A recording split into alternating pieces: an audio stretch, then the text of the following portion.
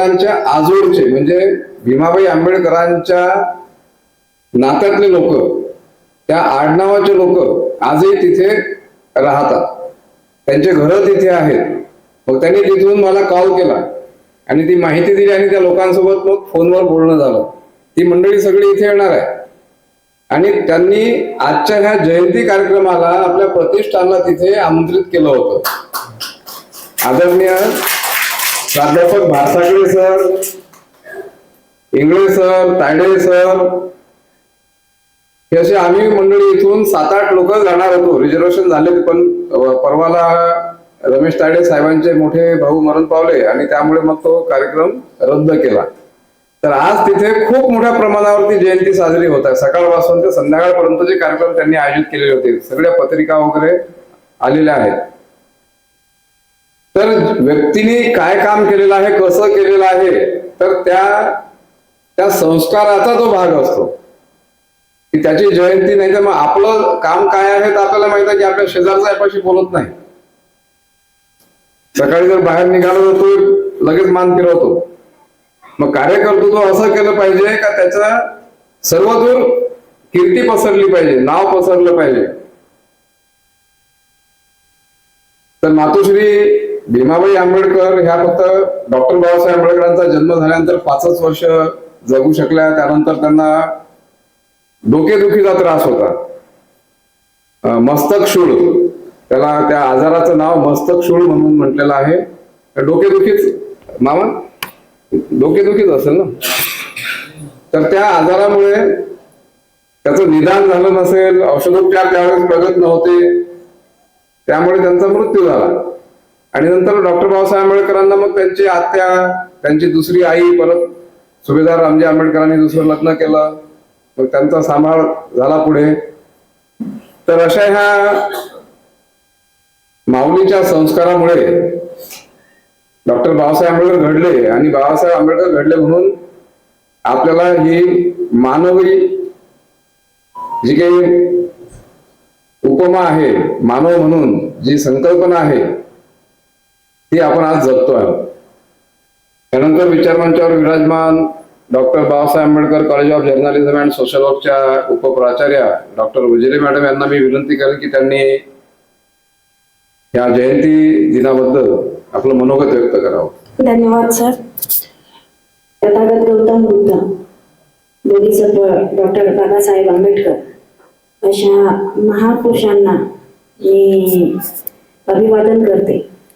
आजच्या मातोश्री भीमाई रामजी आंबेडकर यांच्या जयंती कार्यक्रमाचे अध्यक्ष डॉक्टर बाबासाहेब आंबेडकर बहुउद्देशीय उत्कर्ष प्रतिष्ठानचे सचिव आणि या कार्यक्रमाचे अध्यक्ष सन्माननीय अशोकजी इंगळे सर, तसेच डॉक्टर बाबासाहेब आंबेडकर बहुउद्देशीय उत्कर्ष प्रतिष्ठानचे उपाध्यक्ष सन्माननीय पी.टी. इंगळे सर, तसेच माननीय प्राचार्य मधुकरजी सिरसाट सर, तसेच सुभेदार रामजी आंबेडकर पतसंस्थेचे व्यवस्थापक चक्रनारायण सर, तसेच या संस्थेचे व्यवस्थापक सन्माननीय तुषार खंडेरावजी सर, तसेच इथं उपस्थित सर्व धर्मसंस्कार वर्गाचे चिमुकले, तसेच शिक्षक, शिक्षकेतर कर्मचारी आणि नर्सिंग महाविद्यालयाचे विद्यार्थी यांना या जयंती दिनानिमित्त मी तुम्हाला शुभेच्छा देते.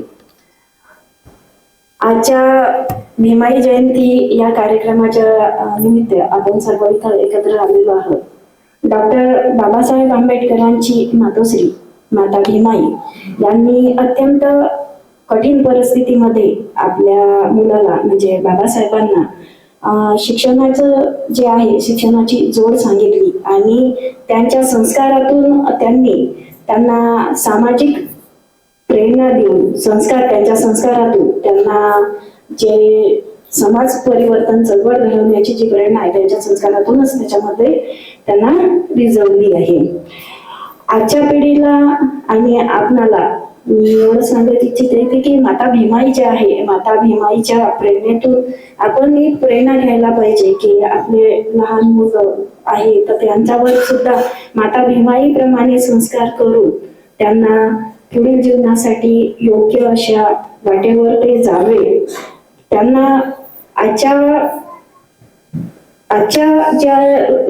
याच्यामध्ये समाजामध्ये ते वावरताना थोर महात्मा पुरुषांनी या समाजासाठी काय केलं, त्यांच्या आई वडिलांनी काय केलं, थोर महात्मा पुरुषांनी काय केलं, यांच्या जयंती पुण्यतिथी कार्यक्रमामधूनच ते त्यांना समजून उरकते. आणि माझी तरी असं म्हणजे एक इच्छा आहे की आपण मुलांना संगोपन करताना जे मोबाईलमध्ये त्यांना एखादा कार्टून सारखे, सिंचन सारखे, डोरेमॉन सारखे असे जे लावून त्याला जेवण जे देतो त्याच्यापेक्षा एखाद्या थोर महात्मा पुरुषांची एखादी छोटीशी तथागत गौतम बुद्धाचे ते मोटिवेशन जे क्लिप राहतात ते दाखवून जर तुम्ही त्यांना हे केलं तर आतापासून जे आहे तर त्यांच्या संस्काराचे जे आहे एक मार्ग आणि त्यांच्यावर वारंवार ज्या गोष्टी गेल्या तर त्या गोष्टीची जाणीव त्यांना त्याच्यातूनच निर्माण होते.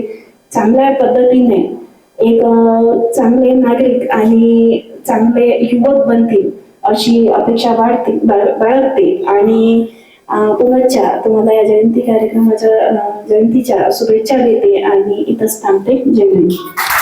आपण 100 वर्षापूर्वी आपल्या गळ्यामध्ये मडके होते ह्या सर्व गोष्टी सांगतो, परंतु त्या काळी त्यांचे वडील, भीमाईचे वडील घोड्यावरून फिरायचे. कल्पना करा की आज जर कोणी हॉडीमध्ये फिरत असेल तर आपण श्रीमंत म्हणतो, पण त्यावेळेस घोड्यावरून फिरत होते म्हणजे ते खूप गडगंज श्रीमंत आहेत. अशी परिस्थिती असताना त्यांनी एक गरीब सुविधा नावाची कशी निवडली. एक श्रीमंताची मुलगी एका गरीब मुलाला जो संबंध घडतो तर त्या वडिलांना काय दिसलं असेल, त्यांच्यात मधील तो तडकदारपणा दिसला असेल. बेकरीत काम करताना यांची चुणूकच फार वेगळी होती. जशी बाबासाहेबांची चुणूक आहे तशी त्यांचा स्वभाव एक तडकदार स्वभाव होता. तलक बुद्धीचे होते, निर्भीड होते, इंग्रजांशी डोळ्यात डोळे घालून बोलत होते आणि त्यांची इंग्लिश खूप छान होती. त्यामुळे ते तिथल्या सर्व लेबरचे आपण त्यांना हेच म्हणू, मजूरच म्हणून, तर त्या सर्वांचे हे लीडर होते. अशा कमी वयात तो तडकदारपणा आणि सर्वांची बाजू आपल्यासोबत काम करणारे सर्वांची बाजू इंग्रजांसोबत मांडणे आणि त्यांना जे आवश्यक आहेत अशा गरजा पूर्ण करून घेणे, ह्या सर्व गोष्टी जेव्हा भीमाईच्या वडिलांनी पाहिल्या त्यावेळेस त्यांनी लग्न ठरवलं. लग्न ठरलं तर खरं, परंतु समाजामध्ये काही विकृती खूप असते. तर ही नवरी सार होताना तिथल्या बाया म्हणाल्या, अरे नवरीच्या गळ्यात काही सोनं नाही आम्ही, म्हणजे नवरच्याकडून सोनं घेऊन जातात ते नवरीच्या गळ्यात घातल्या जाते ना, अशी प्रथा आहे. मग नवरीच्या गळ्या अंगावर सोनं नव्हतं, पण सर्व बाया कुजबुज, मग ती कुजबुज नवरीपर्यंत गेली, म्हणजे माता भीमाईपर्यंत गेली. मग माता भीमाने तेव्हाच ठरवलं की माझ्या वडिलांनी जो निर्णय घेतलेला आहे त्या निर्णयाशी मी ठाम राहून या सर्वांचे तोंड जेव्हा बंद करेल मी, तेव्हाच मी माहेरी परत येईल. म्हणजे एकदा तिथून सार झाल्या त्यानंतर त्या घरी गेल्याच नाही, जोपर्यंत या समाजाला तेवढं सोनं पाहिजे होतं त्यांच्या अंगावर, तेवढं सोनं जेवढं घेतल्या नाही गेलं तोपर्यंत भीमाई माहेरी गेल्या नाही. तेवढा वाडेदार स्वभाव होता त्यांचा. मग जेव्हा यांची परिस्थिती बरी झाली, सोनं घेतलं, मग तेव्हा कुठे हे सगळं गेले. त्यावेळेस ते सर्व बाया पाहत असतील, तो काय प्रसंग असेल की आपण लग्न झालं त्या दिवशी म्हटलं होतं की काही सोनं अंगावर नाही, त्या गरीबाच्या घरी मुलगी दिली आणि आज काय परिस्थिती आहे. अशी ही परिस्थिती आपल्या डोळ्यासमोर आली नाही. आता मातुश्री आता नुकतंच माझ्या आधी सांगितलं की या जर जन्माला आल्या नसत्या तर बाबासाहेबांचा जन्म झाला नसता, आणि बाबासाहेबांचा जन्म झाला नसता तर आपण सर्व इथे ह्या परिस्थितीमध्ये बसलो नसतो, बोललो नसतो, आणि माझी काय लायकी आहे की मी मायकून बोलू शकलो असतो जर बाबासाहेब जन्माला आले नसते तर. शिरसाट सरांनी सांगितलं की वेगवेगळ्या समाजाचे वेगवेगळे कार्यक्रम होतात आणि तिथे वेगवेगळे विषय असतात, वेगवेगळे फोटो असतात.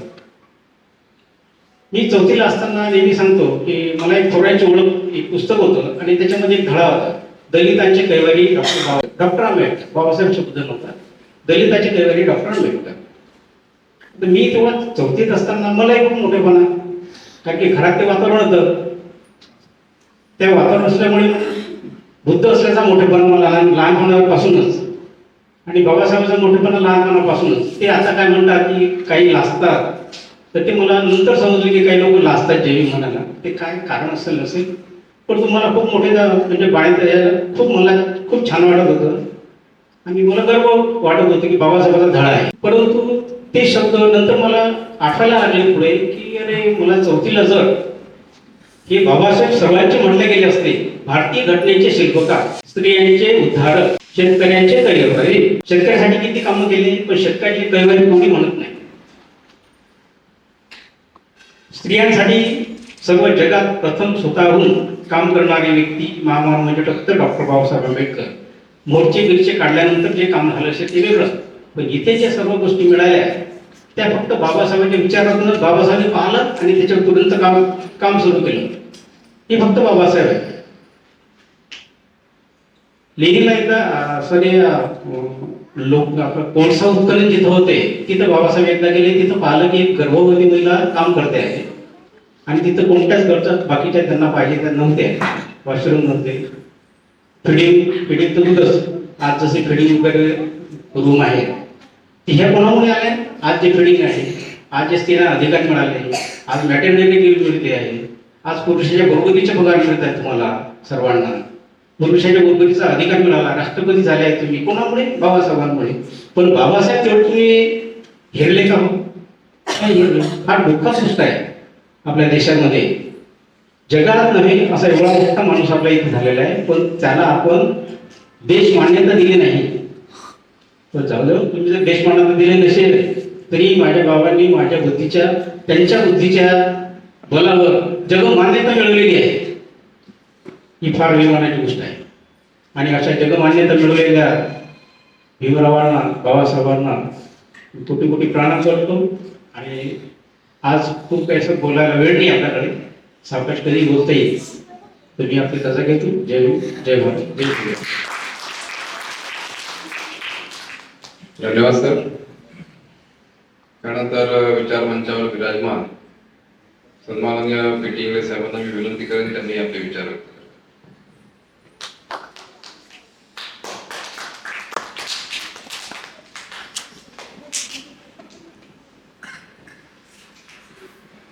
विश्वाला शांतीचा संदेश देणारे तथागत बुद्ध, विश्वभूषण, भारतरत्न, भारतीय घटनेचे शिल्पकार डॉक्टर बाबासाहेब आंबेडकर, माता रमाई, सावित्रीबाई ज्योतिबा फुले आणि ज्या ज्या महामानवांनी मानवाच्या कल्याणाकरता आपल्या श्वासाच्या शेवटच्या श्वासापर्यंत आपले जीवन अर्पण केलं, त्या सर्व महामानवांना मी वंदन करतो. आदरणीय भीमाबाई आंबेडकर यांच्या 172व्या जयंतीनिमित्त आजच्या कार्यक्रमाला अध्यक्ष म्हणून लाभलेले आदरणीय अशोक इंगळे सर, आदरणीय शिरसाट सर, तुषार खंडेराव, चक्रनारायण सर आणि आपल्या महाविद्यालयाच्या उपप्राचार्य, उपस्थित सर्व कार्यालयीन शिक्षक वृंद, कर्मचारी, विद्यार्थी विद्यार्थिनी आणि बालमित्रांनो, आज कोणाची जयंती आहे? कोणाची हात वर करा, सांग. तू सांग. बरोबर. काय होते? माता भीमाबाई रामजी आंबेडकर या कोकणातल्या आंबेडेंबे गावच्या तालुका मुरबाड, जिल्हा ठाणे. त्यांचे वडील आता सांगितलं सैन्यात सुभेदार होते. त्यांच्या वडिलांचं नाव कोणाला माहित आहे? माहित आहे कोणाला? पण वडिलांचं धर्माजी पंडित. अरे सॉरी, काय नाव? धर्माजी पंडित. धर्माजी पंडित त्यांच्या वडिलांचं नाव होतं आणि त्याचा तालुका मुरबाड होता म्हणून त्यांनी शेवटी लावला आपल्या मुरबाडकर लावला.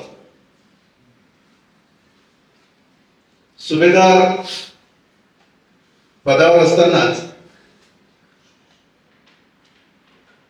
त्यांची मुलगी भीमाबाई अत्यंत देखणी सुंदर अशा मुलीचा लग्न त्यावेळेस म्हणजे बालविवाह पद्धत होती आणि प्रत्येक आई वडिलांना काळजी असते, आताही असते, ते वय होतीच की आपल्या मुलाचं लग्न, मुलगी असली तर चांगला मुलगा मिळेल पाहतात, मुलगा असेल तर चांगली मुलगी पाहतात, घरंदाज पाहतात, काम करणारी पाहतात, देखणी पाहतात, तिच्या अंगी गुण पाहतात. तसंच तेव्हा होतं. त्याप्रमाणे भीमाबाईच्या वडिलांना सुद्धा प्रश्न पडला तर लग्न करायचं कसं करायचं. ते तर खूप श्रीमंत होते आणि नोकरीवर होते तेव्हा, गावातही जमीन जुमला आहे ते सर्व होतं त्यांचं पद्धतशीर.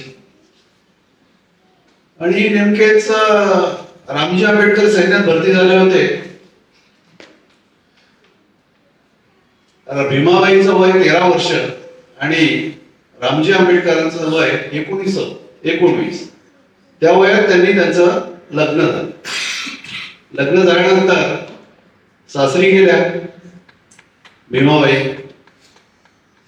त्याच दरम्यान सुभेदार रामजी आंबेडकर, म्हणजे सुभेदार तेव्हा रामजी आंबेडकर, ते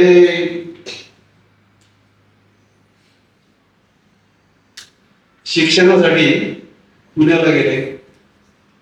पुण्याला गेल्यानंतर भीमाबाईवर तो सर्व कुटुंबाचा भार पडला. भीमाबाईंनी एवढ्या श्रीमंत घरची पोरगी, परंतु तिला त्यांनी अत्यंत नीटनेटका सर्व त्या कुटुंबाचा सांभाळ केला भीमाबाईंनी. एकंदरीत त्यांना 14 अपत्य झाले. 14वे रत्न म्हणतो आपण डॉक्टर बाबासाहेब आंबेडकर. त्यापैकी त्यांना गंगा, मंजुळा, तुळसा, रमा या 4 मुली जुळून राहिल्या आणि बाळाराम आणि आनंदराव आणि शेवटचे डॉक्टर भीमराव आंबेडकर, भिवा आंबेडकर, ह्या असे 3 मुलं. परंतु या सेवानिवृत्त झाल्यानंतर त्यांचा डॉक्टर बाबासाहेब आंबेडकर जन्म सर्व माहित आहे. कुठे झाला बाबासाहेबांचा जन्म? कोण सांगते? लहान मुलं सांग बेटा, तू सांग काय कुठे झाला?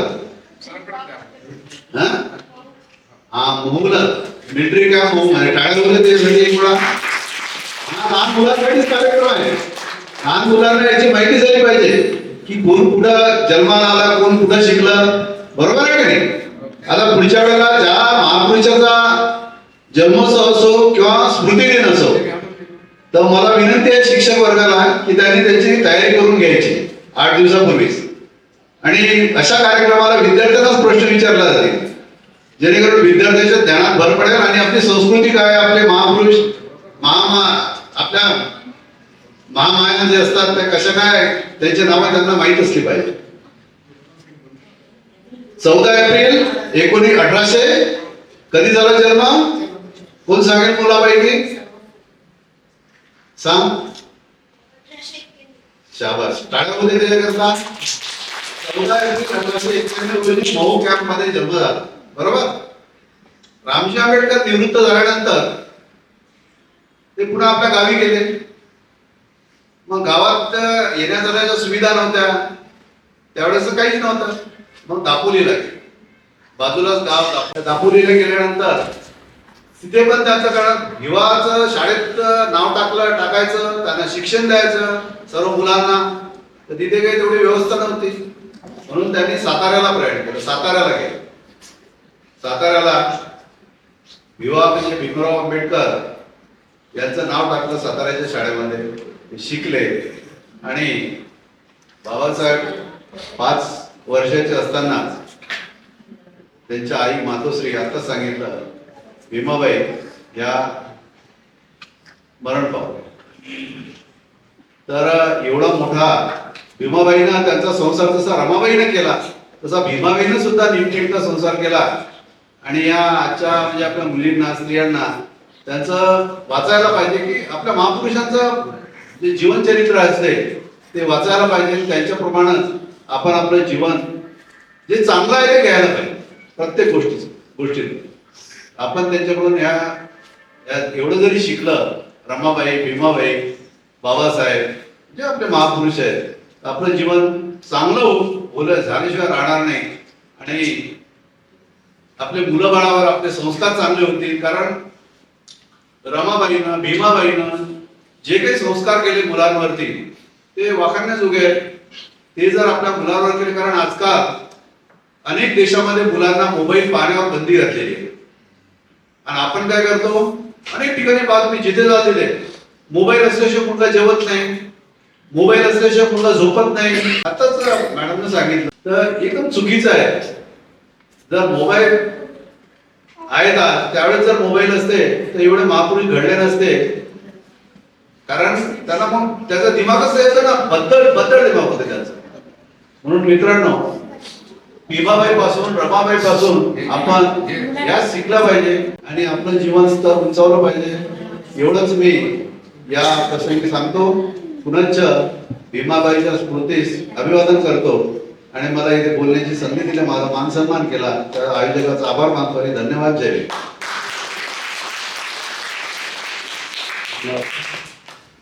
त्यानंतर आजच्या जयंती कार्यक्रमाचे अध्यक्ष सन्माननीय अशोक इंगळे सरांना मी विनंती करेन की त्यांनी आपले अनमोल विचार मार्गदर्शन करावे.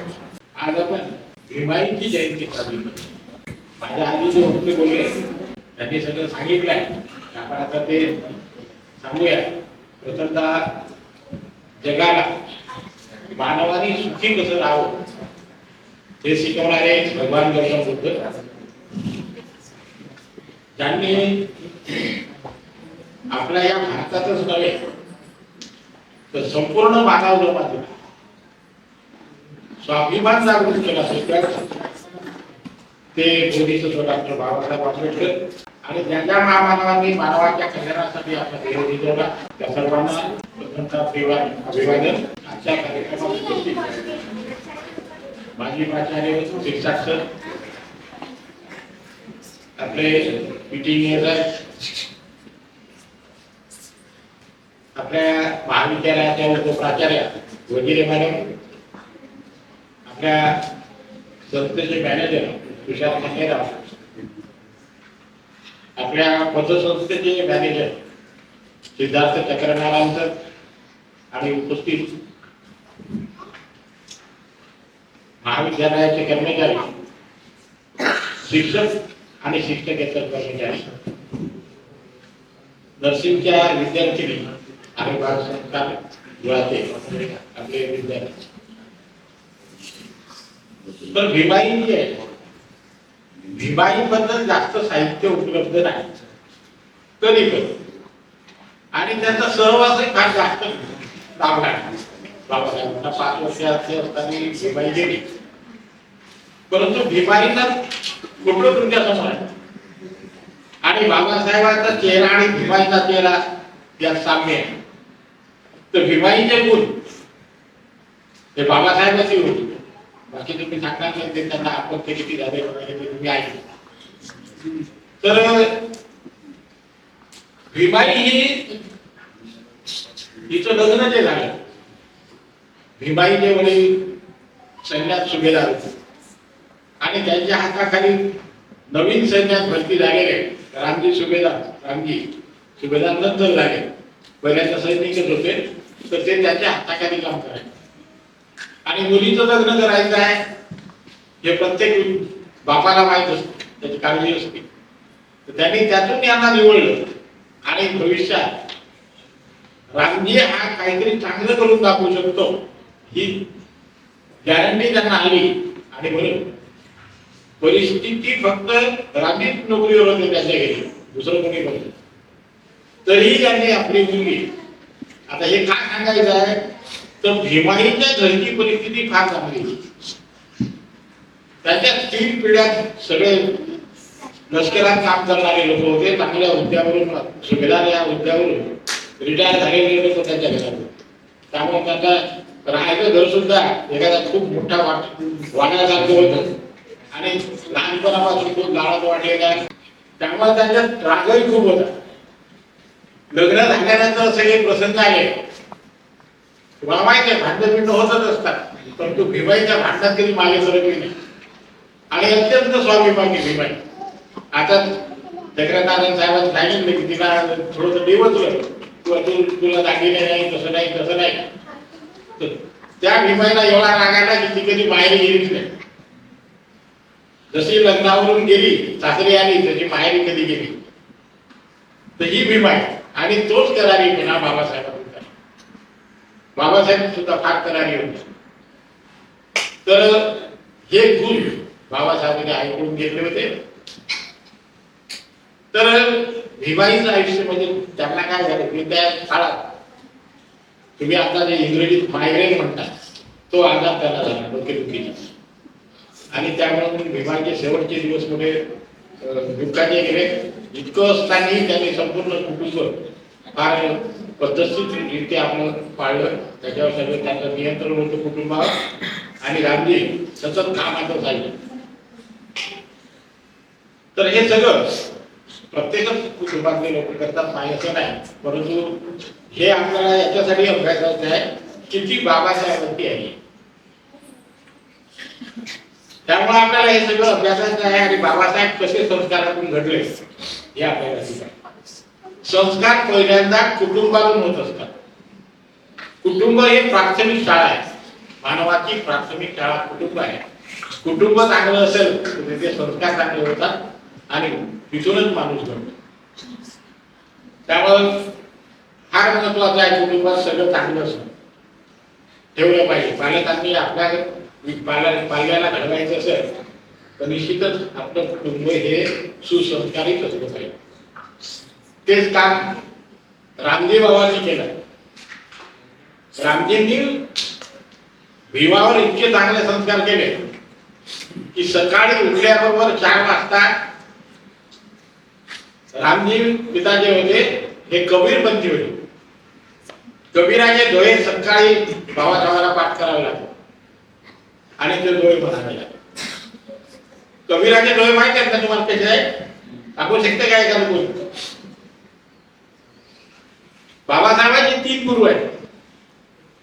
आपले जे संस्कार वर्गातले विद्यार्थी आहेत कोण सांगते? कोण सांगेल? गौतम बुद्ध, संत कबीर, ज्योतिबा. अरे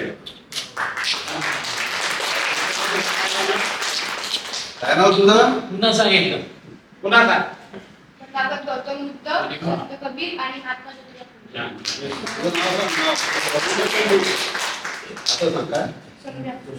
सम्यक वानखडे. तर हे 3 गुरु होते. या 3 गुरुपासून बाबासाहेबांनी हे सगळं घेतलं. आणि संस्कार हे कुठूनही तुम्ही घेऊ शकता.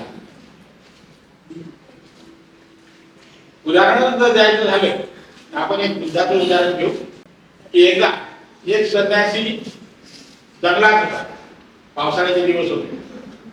नदीला पूर आला आणि या संन्यासाला ती नदी ओलांडून जायची होती. गरजेचं होतं पलीकडे जाणं, पण तो नदीला इतका पूर होता आणि पात्र नदीचं खूप होतं. त्यामुळे याला काही सुचत नव्हतं कसं काय करायचं, जायचं कसं. खूप मोठा पूर आलेला आहे म्हणून तो एका झाडाखाली बसला. झाडाखाली बसला तर त्याच्यावर लक्ष गेलं झाडावर. जेव्हा झाडावर लक्ष गेलं तर त्या झाडावर एक कोळी होता. कोळी म्हणजे कोण काय सांगेल? सांगा बरं कोळी कशाला म्हणतात? सांगेल का?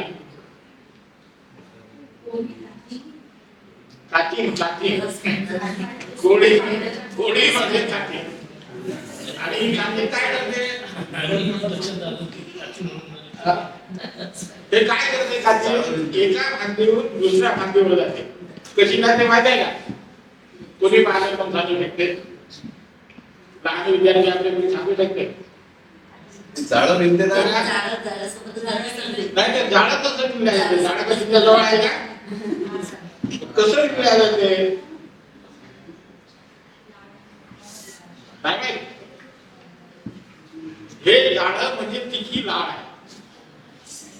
ती लाळ अशी सोडत सोडत सोडत सोडत जाते, त्याच्यावरती ते जाणार. तर हे परीक्षण निरीक्षण आम्ही केलं पाहिजे. तर ती या खांद्यावरून दुसऱ्या खांद्यावर गेली असं जाळं घेण्यात गेलं तर ते त्या तपशिवांनी पाहिलं. अरे म्हणे हे तर आपण शिकलं पाहिजे चालू. मग तो तपस्वी तिथून उठला, त्या गोळ्याकडून तो शिकला की काय केलं पाहिजे. आणि जिथे नदीचं पात्र अरुंद आहे तिथून त्याने ती नदी काढली. तर माणूस हा म्हणजे कुठूनही शिकू शकतो, प्राण्यांकडून शिकू शकतो. फक्त लक्ष पाहिजे तुमचं की आपल्याला शिकायचं आणि माणूस बरेपर्यंत विद्यार्थी होतो. तर हे जातक कथा होती ही मुद्दामून मी विद्यार्थी सांगितले. तर हे सगळं आम्ही लक्षात ठेवलं पाहिजे आणि जे जे चांगलं आहे ते घेतलं. आपण या जयंत्या का बरं साजऱ्या करतो कोण सांगा. आपले संस्कार वर्गाचे विद्यार्थी कोण सांगा जयंत्या का साजऱ्या करायच्या.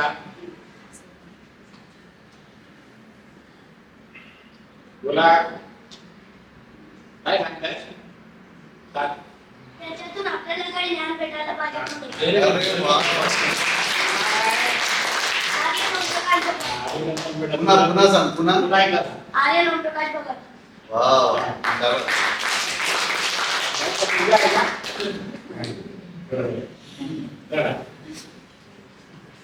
तर फार सुंदर उत्तर दिले आणि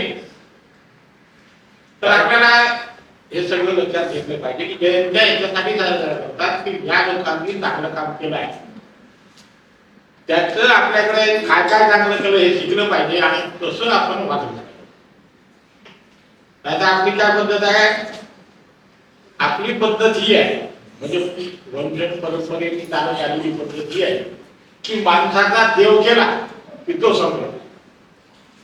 जो जो देव झाला तो संपला. त्याचं कारण आहे तुमच्या डोक्यात हे घालून ठेवला आहे कचरा की देव आपण होऊ शकत नाही. म्हणून बाबासाहेबांना देव नाही करायचं, बुद्धाला देव नाही.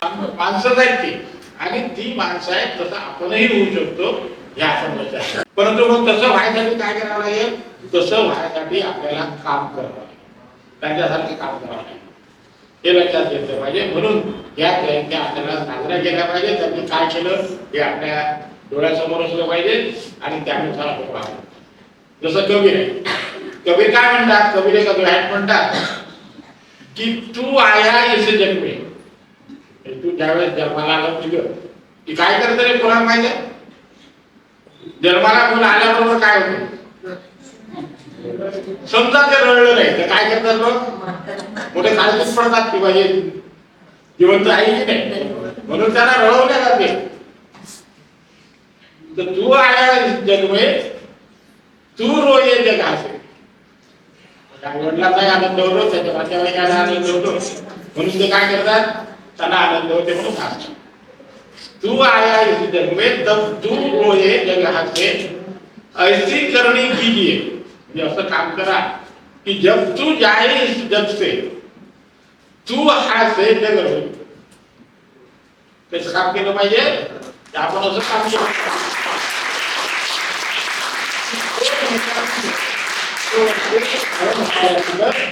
तो हसत मिळाला पाहिजे आणि लोक त्याच्यासाठी बोलतात. हे कबीर सांगितलं. म्हणून बाबासाहेबांनी गुरु कबीर कोणतेही गुरु नाही केले का बाबासाहेब. खूप गावून शहरातून गुरूंचे नाव बाबासाहेबांनी दिले. तर हे कबीर तर कबीरांचे हे डोळे खूप चांगले आहेत. अनेक डोळे आहेत म्हणजे डोळे जरी सांगितले तर आपण 1-2 तास आपण ते चांगले सांगू शकतो आणि सगळ्यातून फार चांगले. म्हणून आपण हे अभ्यासलं पाहिजे आणि आपलं जीवन खरंच सुखी करायचं असेल आम्ही तिकडे वळलो पाहिजे. बुद्ध तेच सांगतात, कबीर तेच सांगतात. इतके संत महात्मा जे झाले असं म्हणतात आपल्या बौद्ध धर्मात आत्मा नाही आहे. त्यांची आत्म्याची कल्पना फार वेगळी आहे. तर ती नाही आहे. तर आपण जे माणसं आहेत चांगली ती निवडली पाहिजे. त्याचा आदर्श आपला समोर ठेवला पाहिजे. तोच आदर्श बाबासाहेबांनी ठेवला आणि तुमच्या एवढे असताना जेव्हा बाबासाहेब शाळेत गेले तर त्यांना शाळेच्या वर्गात बसता नाही आलं. मग कुठे होते बाबासाहेब? कुठे बसले बाबासाहेब सांगा? सांगेल कोणी? सांग. वर्गाच्या बाहेर. वर्गाच्या बाहेर बसले. शाबास, टाळ्या होते त्याच्यासाठी. वर्गापासून चालेल शिकतात. तर हे लक्षात घेतलं पाहिजे की वर्गाच्या बाहेर राहून सुद्धा माणूस चांगला शिकू शकतो, विद्वान होऊ शकतो. काही गोष्टी अशा आहेत, बाबासाहेबांना संस्कृत शिकायची इच्छा होती आणि इथली जी मंडळी आहे, वनवादी मंडळी, ब्राह्मण मंडळी, हे संस्कृत कोणाला शिकवत नाही. मग काय केलं बाबासाहेबांनी? बाबासाहेबांनी इंग्रजीत संस्कृत शिकली. नंतर त्याचा भाषांतर संस्कृत मध्ये गेलं. बाबासाहेबांनी चांगली संस्कृत केली. पाली आणि संस्कृत, संस्कृत आणि पाली, पाली ही फार आपल्या भाषा आहे, ती शिकली पाहिजे. पाली आणि मागधी नावाचे भाषा आहे, ती आम्ही अवगत केली पाहिजे, म्हणजे आम्हाला कळेल की इतिहास काय आहे. तर हे सगळं आपण या लोकांकडून शिकत असतो. हे लोक मोठी उगीच झाली नाही, त्यांनी अभ्यास केला, कर्तृत्व केलं आणि बाबासाहेबांचं कर्तृत्व इतकं मोठं आहे. आता सरांनी सांगितलं आपल्या चक्रनारायण सरांनी, किंवा मी चौथीत असताना ते पुस्तक वाचलं दलितांचे बाप, यांना मुद्दामच त्या चौकटीत ठेवल्या गेलं बाबासाहेब. वास्तविक बाबासाहेबांचं काम प्रत्येक धर्मियासाठी आहे. आपली हे जे चातुर्वर्ण व्यवस्था आहे ही मोठी विचित्र आहे. ब्राह्मणाची स्त्री सुद्धा शूद्र आहे, हे लक्षात घ्या. ब्राह्मणाची स्त्री, सगळ्या स्त्रिया शूद्रात आहेत. कोणी क्षत्रिय नाही, कोणी ब्राह्मण नाही, हे लक्षात घ्या. आणि त्यावर हमला जर कोणी केला असेल तर तो बाबासाहेबांनी केला. स्त्रियांना समान अधिकार मिळवून देणारे बाबासाहेब, म्हणजे पुरुषापेक्षा स्त्रियांवर खूप मोठे बाबासाहेबांनी उपकार करून ठेवले. पण याचा भाग आमच्या भारतीय स्त्रियांना, म्हणून त्या अंधश्रद्धेकडे जास्त वळतात. तुम्हाला वडिलांच्या इस्टेट संपत्ती वारसा सुद्धा बाबासाहेबांनी घेऊन दिलाय. हे काही दलितांचं काम नाही, नुसतं सगळ्यांसाठी केलेलं काम. आणि सगळ्यात महत्वाचं म्हणजे घटनेचा सगळ्यात महत्वाचा अधिकार बाबासाहेबांनी दिला असेल तर तो आहे मतदान. प्रत्येक माणसाला एकदा मतदान देता येतं, तो श्रीमंत असो की गरीब असो. आणि तो अधिकार आहे म्हणूनच तुमची इज्जत आहे. नाही हे श्रीमंत लोक काय समजत नाही तुम्हाला, आणि तेच विकत घेतायत. पैसे देऊन तुम्हाला विकत घेतात, आपल्या मनात विचारणार. म्हणून आम्ही अभ्यास करून सावध झाले पाहिजे. आणि हे जे अंधश्रद्धा वगैरे त्या नादी न लागता माणसाने चिकित्सक झाले पाहिजे. जो माणूस शिकला चिकित्सा करतो तोच आंदोलन करतो, त्याला कळतं. समजदारच माणूस वाईट काय आहे चांगलं काय आहे हे मिळवू शकतो. म्हणून शिक्षण घेतलं पाहिजे आणि चिकित्सक बनलं पाहिजे. आम्ही जे म्हणतो टीकाकार, तर टीकाकार झालेच पाहिजे. कारण की टीका कोण करू शकते? जो वाचन करू शकतो, ज्याला सुज्ञ म्हणतो आपण, जो विचार करू शकते तोच करू शकतो. म्हणून बाबासाहेबांकडून या भीमाईकडनं आपल्याला हेच घ्यायचं आहे की आम्ही ज्ञानी झालो आणि ज्ञान घेण्यासाठी आता बुद्ध आहे. बुद्धाच्या काळात तर शाळा नव्हत्या ना, पण तो बुद्धाला प्रज्ञा प्राप्त झाली. ध्यान जेव्हा तुम्ही करा, प्रत्येकाने ध्यान करणं शिकलं पाहिजे. पण तो कधी कधी ध्यान विचित्र करणं मागायला, कधी जास्त झाल्याचा मैदान लागायला तर पागल वाटत. त्यामुळे तुम्ही पहिल्यांदा हे शिका की ध्यान कोणत्या पद्धतीने केलं पाहिजे.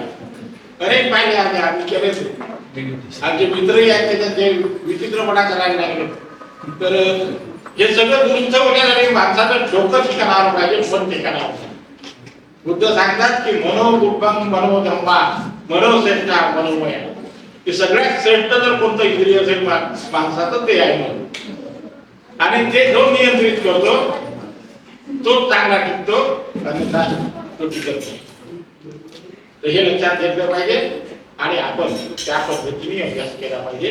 रामायणाचं जर जास्त वाचायचं असेल तर एक खैरमुळे म्हणून सांगते, खैरमुळे म्हणून लेखक आहे, त्यांनी बाबासाहेबांचं आत्मचरित्र लिहिलं 12 खंडात आहे, एक नाही 12 खंडात. जळगाव खंडात धनंजय कीरचं एक पुस्तक, तर तसे धनंजय कीरच्या चरित्राच्या ग्रंथासारखे 12 पुस्तकं या आपल्या यांनी लिहिल्यास चांगदेव खरमळींनी, आणि त्याची प्रस्तावना बाबासाहेबांनी केली. तर त्या प्रस्तावनेत बाबासाहेब म्हणतात की मी माझ्या आयुष्यात चांगदेव खरमळींनी जे माझं चरित्र लिहिलं त्यातले काही प्रसंग असे आहेत की जे मला या परंतु फार सुंदररित्या माझं चरित्र यांनी लिहिलं आहे. अशी म्हणजे चांगदेव खरमळांना बाबासाहेबांनी त्याबद्दल त्यांना कौतुक केलं आहे त्यांचं. तर ते 12ही खंड उपलब्ध आहेत. तुम्ही जर मार्केटला गेले तर ते विकत मिळतात आणि ते जर वाचले तर सविस्तर आपल्याला माहिती पडू शकते. फक्त एकच झालं की मी काय झालं, आपण या आता सध्या धावपळीचं जीवन आहे आमचं, त्यामुळे आम्ही ते काही वाचलं आहे पण लक्षात येत नाही. कधी वाचलं आहे 70-71 मध्ये वाचलं आहे. 12ही खंड वाचले. जातकाचे 10 खंड आहे, जातकाचे 15 खंड आहे. 15 खंड त्या काळात वाचले. समजा आता कसं होतं की बा धावपळ आहे, काही आठवतं काही आठवत नाही, तर सतत त्याचं चिंतन करत पाहिजे आणि त्या धावपळीत ते काही होत नाही. म्हणून ते आपण वाचले पाहिजे. त्यातून फक्त एकच निष्पत्ती होते की आम्ही चांगले घडलो पाहिजे. तर आपण चांगलं व्हायसाठी, आपण आपलं ज्ञान वाढवायसाठी शिकलं पाहिजे, लोकांचं ऐकलं पाहिजे. ऐकण्याच्या पद्धती आहे. जो जास्त चांगला ऐकतो त्याला फार लवकर कळतो, आणि जे लोक जास्त चंचल आहेत त्यांना जमत नाही. ते माकडासारखं काम होतं, या भांडून त्या भांडी असं होतं काम. म्हणून एक लक्षात घ्या की शांत चित्ताने ऐकायचं आणि ते त्यातलं जे चांगलं आहे ते घ्यायचं आणि वाईटाच्या मागे लागायचं. मी नेहमी सांगत असतो किंवा जो माणूस सकारात्मक विचार करतो त्याच्या शरीरावर त्याचे पहिल्यांदा परिणाम होतात, आणि जो नकारात्मक करतो त्याही विचाराचा पहिल्यांदा त्याच्यावर परिणाम होतो. म्हणून सकारात्मक विचार करण्याचा आपला पिंड असला पाहिजे, हे लक्षात घेतलं पाहिजे. तर बरंच बोललो की विद्यार्थ्यांनाही जरा घाई आहे, त्यामुळे आपण इथे थांबूया.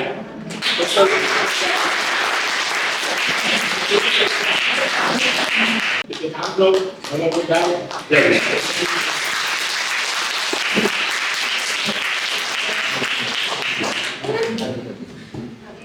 धन्यवाद. यानंतर आपण आभार प्रदर्शनाकडे वळत आहोत. मी विनंती करेन धर्मसंस्कार वर्गाच्या शिक्षिका सन्माननीय भगत मॅडम यांनी आजच्या जयंती कार्यक्रमाचा आभार प्रदर्शन.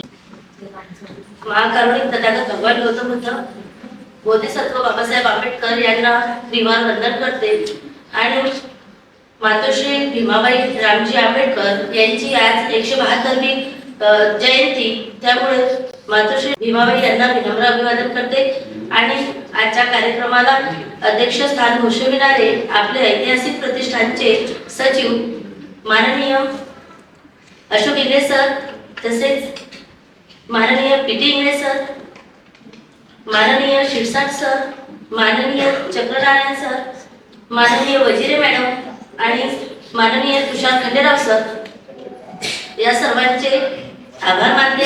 तसेच आजच्या या जयंती उत्सवाला उपस्थित असणारे सर्व कॉलेज ऑफ जर्नलिझमचे शिक्षक तसेच नर्सिंगच्या विद्यार्थिनी यांनी संपूर्ण कार्यक्रमाला चांगला प्रतिसाद दिला आणि इथे उपस्थित राहिल्या त्याबद्दल त्यांचे पण आभार मानते. तसेच आमचे चिमुकले विद्यार्थी जे आज खूप म्हणजे छोटे छोटे विद्यार्थी जास्त जमले आहेत, त्याच्यामुळे त्यांनी पण हा कार्यक्रम एकदम शांतपणे व्यवस्थितपणे पार पाडला. त्यामुळे या विद्यार्थ्यांचे सुद्धा मी कौतुक आणि आभार मानते आणि आजचा कार्यक्रम संपला.